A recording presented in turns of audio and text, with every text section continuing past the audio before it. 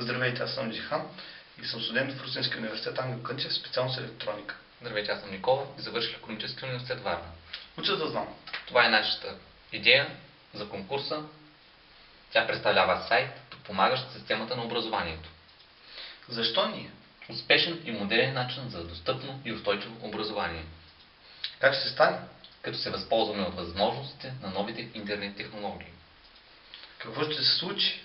Този сайт ще дава лесен достъп до образователни материали, както за ученици, така и за учители. С какво ще е полезен? Пестене на време и разходи, лесен достъп до информация, по-лесно възприемане на материала, богат избор от курсове, учебници и материали. Нашата гледна точка. Да обвържем в един единен процес учителите, учениците и книжарниците.